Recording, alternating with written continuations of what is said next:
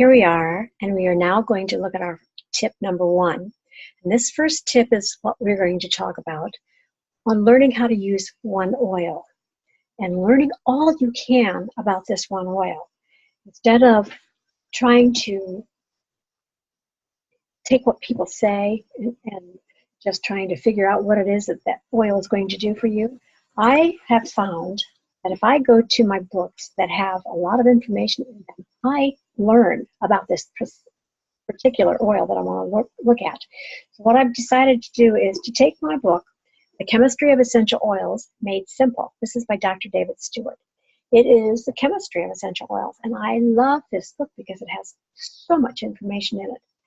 What I did was I went to the back of the index and I looked at the peppermint, and I found that it has a lot of pages in this book where peppermint is talked about on that page.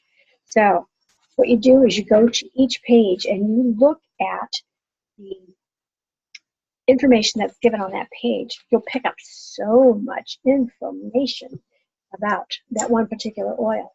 So if you have the interest in really digging into it and finding out the chemical compounds that are in the oils, what each chemical compound does in your body, and the effects and the impact it can have, this is what you would really want to look at. This Chemistry of Essential Oils Made Simple. I love chemistry. Just part of my medical background. It's something that really intrigues me. So this is why I really enjoy this book. As you can see, I have little markers here in my pages. This is just to help me find things that I've really found impacting for all the oils. And so I use that. Another thing that I use all the time is this book. It's a soft-bound, spiral-bound book, Reference Guide for Essential Oils. It's by the Higley Reference Guide. I like this because it has so much information in it. So I went to peppermint, and what I did was, what you learn about peppermint is where it comes from, what plant it comes from, what species or genus or whatever they call all that stuff. I don't remember all that. I'm going to look at some of this. Okay, the botanical family. Ooh, that's what it's called. It's from the mint family, okay? The extraction method is that it is steam distilled from leaves, stems, flower buds in North America. And then it's going to tell you the chemical constituents, and that's where this book really comes into play when you look at your chemistry book to see what each one of these chemical constituents can do in your body. They all have a different effect. So it says that phenolic acids, alcohols, oh my goodness, phenolic alcohols are up to 55%. Well, what does that mean? Well, you want to look up the phenolic alcohols to see what it is that they do in the body.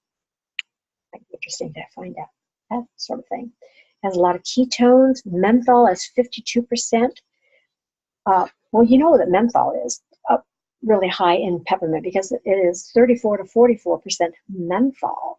And so it has a very opening effect because that's what menthols do. They open. So it's really going to be good for sinuses. Okay. It's just going to go on and on telling you all of the different chemical compounds. And if you could see on this page, this whole thing right here are the chemical compounds in peppermint. So it's got a lot of different effects in your body because of all the different chemical compounds in it. Then we look on the next page and it's going to talk about the properties of peppermint. Well, it's analgesic. It helps with pain. It is antibacterial. It's going to help prevent bacteria from growing. Anti-carcinogenic, anti-inflammatory for the prostate and nerves. I have found that it does help with nerve regeneration. It's an antiseptic, it's cleansing. It's an antispasmodic, so it helps with spasms. And you know what you can get at night when you're laying in bed and you start getting those cramps and you just feel that aching sensation coming on? This is what I do. I get up and I put peppermint all up and down my legs. It's antiviral. And it's invigorating. Oh my goodness, yes. If you put this on the back of your neck and you could feel it helping to open up and help you with headaches and things like that. Okay, common primary uses. Well, it goes all the way from A to V. Lots of things it does. It helps with alertness.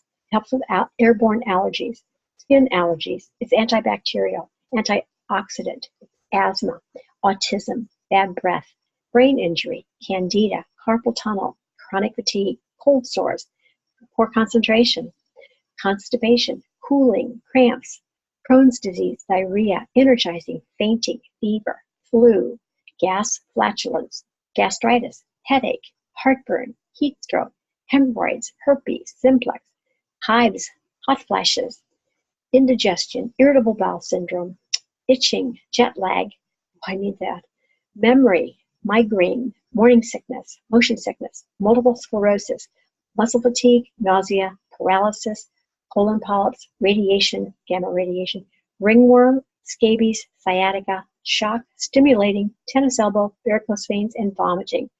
Ooh, all of these things that peppermint can be utilized for. It gives you French medicinal uses, other possible uses. The body systems that are impacted or affected by it are the digestive, the nervous system, respiratory systems, muscle and bones, and skin. Ooh, I'm telling you, peppermint is a really an effective oil. So if you're wanting to know about peppermint, this is one way to learn all the different uses that it can be used for. Application, apply it to VitaFlex points, and that's where you touch this is your VitaFlex. You touch, your energy comes from you to the person you're touching, very mild energy flow. And touch, bring it to a point, and break it with your nails. That's like a transducer. Touch, point, break. Touch, point, break. The VitaFlex is just driving the oils in a little deeper, faster. It says that it's generally regarded as safe, GRAS, so that you know that you can take it internally. So I take this in water to help with indigestion, bad breath, to help wake me up. I put it on my sinus points if I'm really stuffed up. My sinuses are just so stuffed up.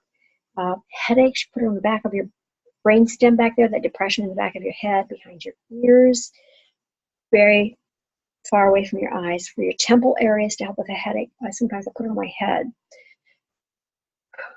Just things that you find that really helps you, then this helps you to learn this oil. Digestive issues, it's really good for that.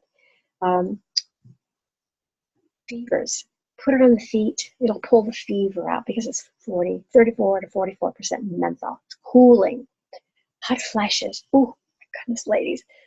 Put a wet washcloth, put a couple drops of peppermint on it, scrunch it together, and wipe all over your face, your neck, wherever you're feeling really hot, excuse me.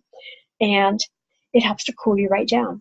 So I'm just telling you, these are things that you're going to learn as you use and focus on one oil. So I want you to use it and see what it does for you. That's how you learn about one oil. You utilize your books that are reference guides for you. Oh, I also want to tell you that you get a reference guide on your phone app. You have an app, and it is called Reference Guide for Essential Oils. It costs $6.99 that you pay once. And this information is on your phone. It is so handy to have. I use mine all the time. So, and it's going to look just like this when you get it on your phone. Try to get this glare off.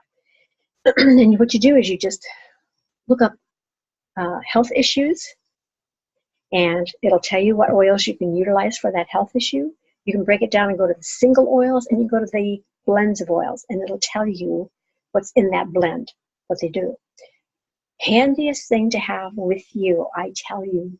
I wouldn't be without it. So this is what I want you to do. Your first step is to learn one oil. If it's lavender, if it's digize, if it's wintergreen, whatever oil you want to use that one oil for several days and really get the impact of what it can do for you, but you want to learn about it. This is going to help you really impact it, embed it into your brain cells. Okay? Questions, you can always get in touch with me. Bye.